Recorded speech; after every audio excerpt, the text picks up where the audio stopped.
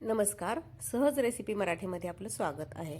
5 मिनिटात तयार होणारी आणि खास उन्हाळ्यात तयार केली जाणारी हॉटेलच्या पेक्षा सुद्धा छान चवीची कोशिंबीर आज आपण तयार करणार आहोत. त्यासाठी काय केलं, एका मोठ्या भांड्यामध्ये पाऊण कप दही घेतलं. दही ताजंच घ्यायचं. त्यात चवीपुरतं मीठ घालायचं, थोडीशी साखर घालायची. साखरेमुळे दह्याची चव बॅलन्स होते. आणि आता चाट मसाला घालायचा. दही, साखर आणि चाट मसाला खूप छान लागते. एकदा अशा पद्धतीनं करून बघा. आता यातल्या गाठी गुठळ्या सगळं मोडून घ्यायचं आणि प्लेन असं हे दही आपल्याला तयार करून घ्यायचं आहे. तर या ठिकाणी अगदी प्लेन दही तयार झालेलं आहे. आता आपण यात इतर साहित्य घालूया. तर एक मोठ्या आकाराचा कांदा, तर मध्यम आकारात म्हणजे मध्यम मध्यम साईजच्या फोडी त्याच्या केलेल्या आहेत, तो घालायचा. एक मोठ्या आकाराचा टोमॅटोसुद्धा अशाच पद्धतीने कट करून घेतला आहे, तो घातला. आणि काकडी मात्र छोटीच आहे बरं का, पण याच साईजची अशी आपण कट करून घेऊया.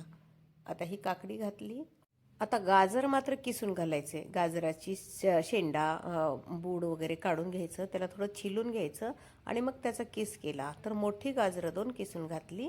मुठभर कोथिंबीर स्वच्छ धुवून चिरून घातली. आता हे सगळं साहित्य व्यवस्थित मिक्स करायचं. आता यात इतर काहीही न घालता सुद्धा ही कोशिंबीर खूप छान लागते. अशीच खाल्ली तरी चालते, पण मी यामध्ये 2 चमचे भाजलेलं शेंगदाण्याचं कूट घालणार आहे. तुम्ही सुद्धा घालून बघा. कुटामुळे चव तर छान लागतेच आणि कोशिंबीर सुद्धा आपली मिळून यायला मदत होते. आता हे कूट सुद्धा व्यवस्थित यात मिक्स झाले. आता यावर फोडणी द्यावीच असं काही नाही, पण मी या ठिकाणी एक चरचरीत फोडणी तयार करणार आहे, जेणेकरून याची चव अजून वाढेल. तर 1च चमचा तेल घालायचं. तेल चांगलं गरम झालं की मगच यात मोहरी घालायची आणि मोहरी चांगली तडतडल्याशिवाय जिरं घालायची नाहीत. मोहरी चांगली फुटली की मग पाव चमचा जिरं घालायची. तर या ठिकाणी मोहरी झालेली आहे, जिरं घातले, गॅस बंद केला. 2च मिरच्या बारीक तुकडे करून घेतले, त्या घातल्या. आता यात एक चिमूटभर हिंग घालूया आणि 4 पानं कढीपत्त्याची. तर हे बघा, हा तडका आपण या कोशिंबीरवर घालूया, मिक्स करूया.